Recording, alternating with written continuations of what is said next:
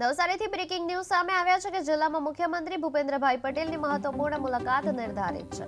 મુખ્યમંત્રી જિલ્લા ખાતે કુલ ₹400 કરોડથી વધુના વિવિધ વિકાસલક્ષી કાર્યોનું લોકાર્પણ અને ખાતમુહૂર્ત કરવામાં આવશે। તેઓ નવસારી મહાનગરપાલિકા દ્વારા નિર્મિત નવા ટાઉન હોલ અને નવા બસ ડેપોનું પણ લોકાર્પણ કરવાના છે।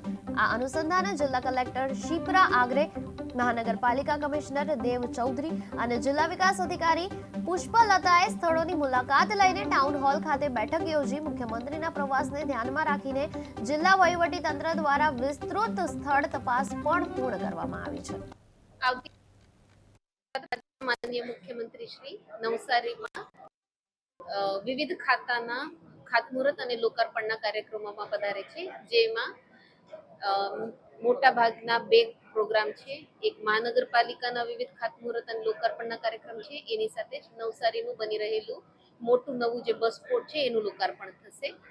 એની સાથે બાકીના ખાતાના મળીને આશરે 475 કરોડના કામોનું ખાતમુહૂર્ત અને લોકાર્પણ થશે, જેના બાબતે એક આપણી પબ્લિક મીટિંગ મોટી સભા પણ થવાની છે, જે નવસારીના નવનિર્મિત ટાઉન હોલમાં થવાની છે।